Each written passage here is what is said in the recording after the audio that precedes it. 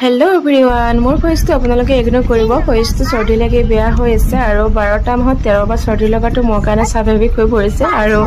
এটো মই একচেপ্ট কৰি লৈছো আৰু যে কি নহওক এতিয়া হো আসল কথাটোলে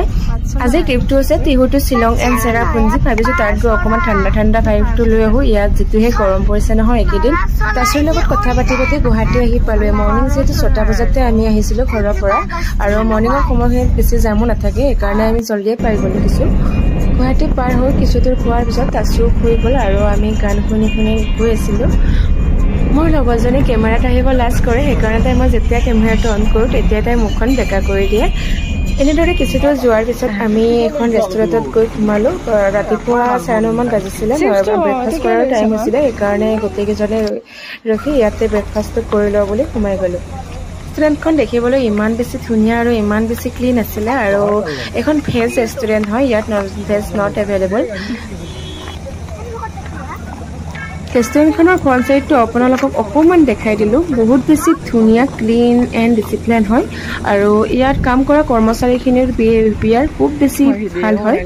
আপোনালোকে যদি কেতিয়াবা আহে তেতিয়ালৈকে এইখন হোটেলত আহিব পাৰিব ৰেষ্টুৰেণ্টখনৰ নাম হৈছে জিভা ভেজ ৰেষ্টুৰেণ্ট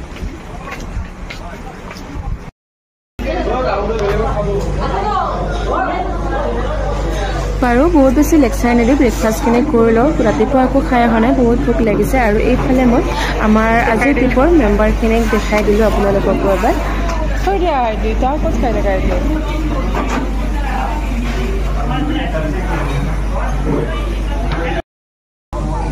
কোনে কি খাব তাকে ডিসকাশন চলি আছিলে আমাৰ মাজত সকলোৰে বেলেগ বেলেগ চইচ আছিল কোনোবাই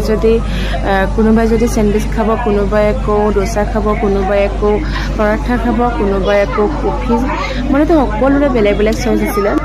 মই অৰ্ডাৰ কৰিছিলো ডোসা এণ্ড কফি তাছৰ কাৰণে অৰ্ডাৰ কৰিছিলো স্যান্ডউইচ এণ্ড ফ্ৰেঞ্চ ফ্ৰাইজ আৰু হাজবেণ্ডে লৈছিলে পৰাঠা আৰু আমাৰ হাজবেণ্ডৰ চইচটো অলপমান আনকমন হয় তেওঁ ডোসা স্যান্ডউইচ এইবোৰ খাই ভাল নাপায়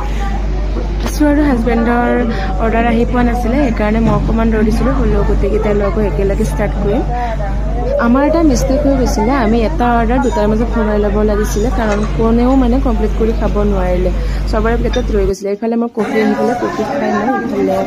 তাৰ পৰা ওলালো আৰু যিখিনি ৰৈ গৈছিলে তাছু চেণ্ডউইচ অকমানো নাখালে সেইখিনি পেকিং কৰি লৈছো পিছত খাব পাৰে